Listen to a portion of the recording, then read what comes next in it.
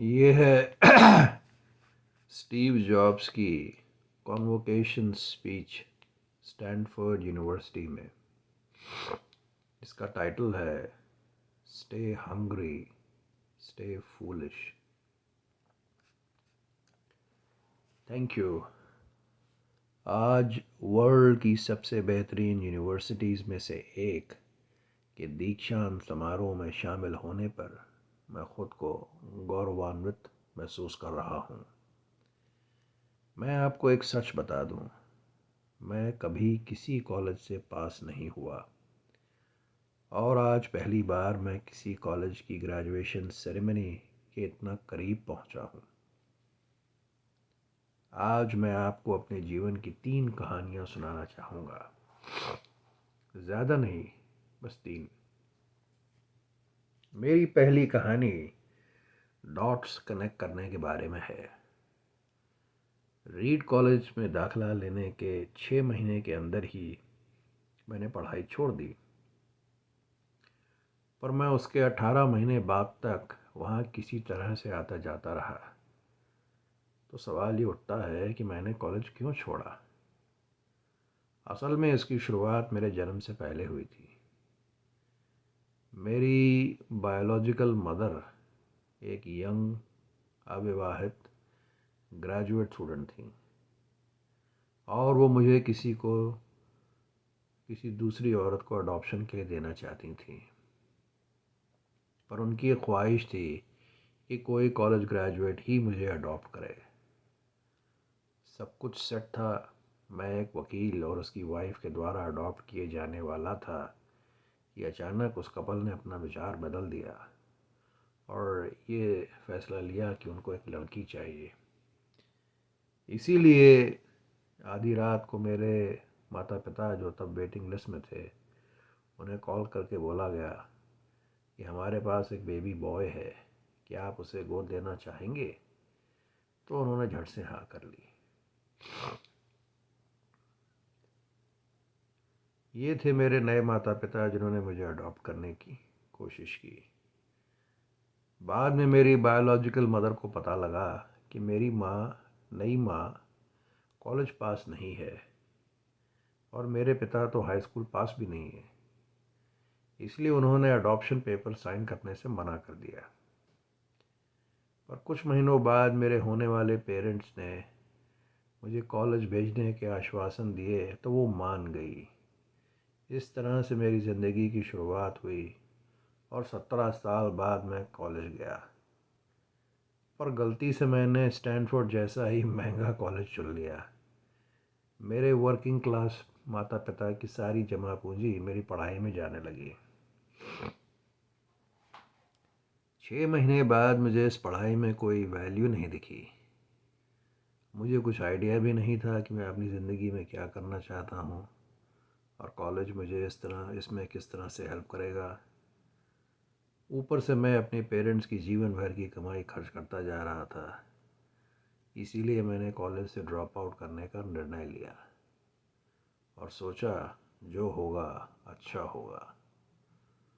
उस समय तो मेरे लिए ये सब कुछ बहुत डरावना था, पर मैं जब पीछे मुड़ के देखता हूँ तो मुझे लगता है कि ये मेरी ज़िंदगी का सबसे अच्छा फ़ैसला था। जैसे ही मैंने कॉलेज छोड़ा, मेरे ऊपर से ज़रूरी क्लासेस करने की बाध्यता ख़त्म हो गई और चुपचाप मैं सिर्फ अपने इंटरेस्ट की क्लासेस करने लगा। ये सब इतना आसान नहीं था। मेरे पास रहने के लिए कोई कमरा नहीं था, इसलिए मुझे अपने दोस्तों के कमरों में फ़र्श पे सोना पड़ता था। मैं कोक की बोतल लौटाने वालों से पैसा मिलने वाले पैसे से खाना खाता था।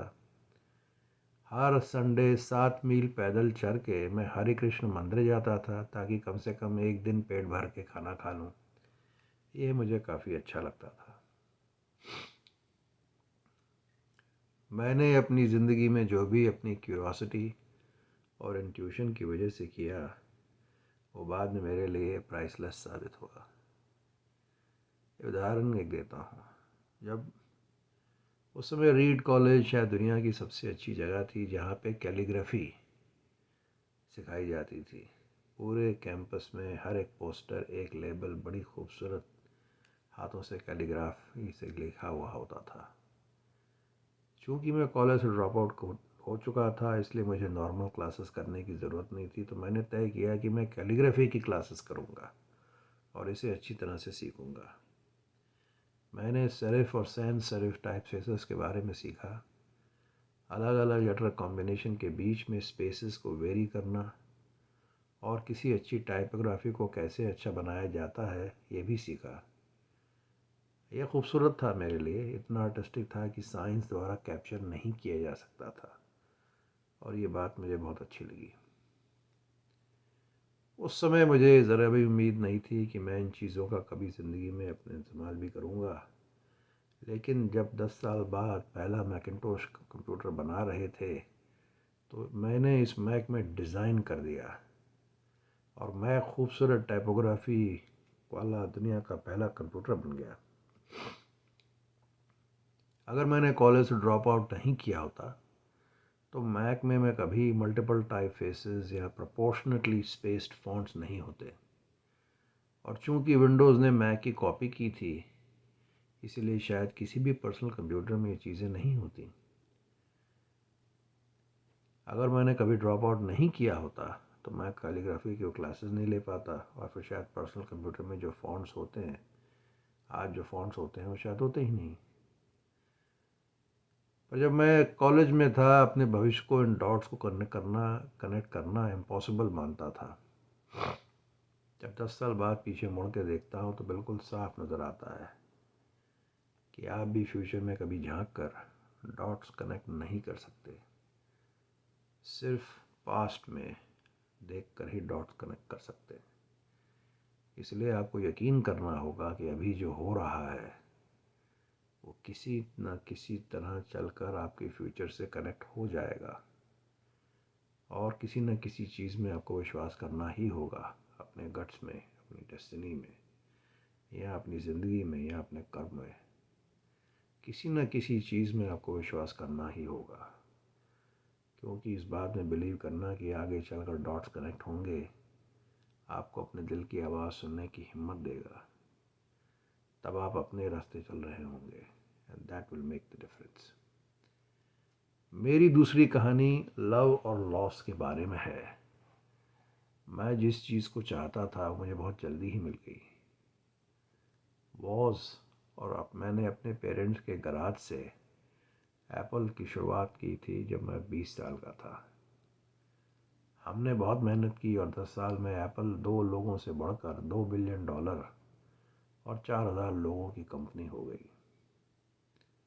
हमने अभी 1 साल पहले ही अपनी फाइनेस्ट क्रिएशन मैकिन्टोश रिलीज़ की।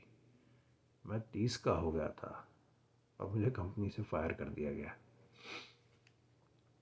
आप अपनी ही बनाई हुई कंपनी से फायर कैसे हो सकते हैं? खैर, जैसे जैसे कंपनी ग्रो हुई हमने एक टैलेंटेड आदमी को हायर किया, ये सोचा कि वो हमारे साथ मिलकर कंपनी रन करेगा। पहले साल तो सब कुछ ठीक ठाक चला, लेकिन बाद में कंप्यूटर कंपनी के फ्यूचर विजन को लेकर हम दोनों में मतभेद हो गए। बात बोर्ड ऑफ डायरेक्टर तक पहुंच गई और उन लोगों ने उसका साथ दिया। सो एट 30 मुझे निकाल दिया गया, पब्लिकली निकाल दिया गया, और जो मेरी पूरी एडल्ट लाइफ का फोकस था वो ख़त्म हो गया, और ये बिल्कुल ही तबाह करने वाली बात थी। मुझे कई महीने समझ ही नहीं आया कि मैं क्या करूं। मुझे महसूस हुआ कि सब कुछ इतना आसानी से पाने के बाद मेरे पहले की जनरेशन के एंटरप्रेन्योर्स को मैंने नीचे दिखाया। मैं डेविड पैकर्ड और बॉब नाइस से मिला, और उनसे मिलने के बाद मैंने माफ़ी मांगी। मैं एक बहुत बड़ा पब्लिक फेलियर था, और मैंने सिलिकॉन वैली को छोड़कर जाने की भी सोची। पर धीरे धीरे मुझे एहसास हुआ कि मैं जो काम करता हूँ उसके लिए मैं अभी भी पैशनेट हूँ। एप्पल में जो भी कुछ हुआ उसकी वजह से मेरे पैशन में कमी नहीं आई।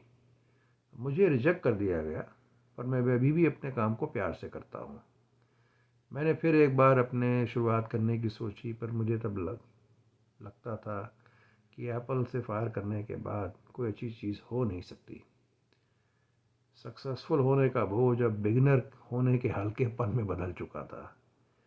मैं एक बार फिर अपने को बहुत फ्री महसूस कर रहा था। इस फ्रीडम की वजह से मैंने अपने लाइफ को सबसे क्रिएटिव पीरियड में जा पाया। अगले 5 सालों में एक कंपनी NEXT नेक्स्ट और दूसरी कंपनी पिक्सार स्टार्ट की। इसी दौरान मेरी मुलाकात एक बहुत ही अमेजिंग लेडी से हुई जो आगे जाके मेरी वाइफ बनी। पिक्सार ने दुनिया की सबसे पहली computer animated movie toy story बनाई और इस वक्त की दुनिया का सबसे सफल एनिमेशन स्टूडियो है। एप्पल ने एक अप्रत्याशित कदम उठाते हुए नेक्स्ट को खरीद लिया और मैं एप्पल में वापस चला गया। आज एप्पल नेक्स्ट द्वारा डेवलप की गई टेक्नोलॉजी यूज़ करती है। अब लोरीन और मेरा एक सुंदर सा परिवार है। मैं बिल्कुल दावे के साथ कह सकता हूँ कि अगर मुझे एप्पल से नहीं निकाला गया होता तो ये सब नहीं होता। ये एक कड़वी दवा थी और शायद मरीज़ को इसकी ज़रूरत थी। कभी कभी ज़िंदगी आपको इस तरह ठोकर मारती है। अपना विश्वास मत खोइए। मैं यकीन के साथ कह सकता हूँ कि मैं इसलिए आगे बढ़ता गया क्योंकि मैं अपने काम से प्यार करता था। I loved my work. आप रियली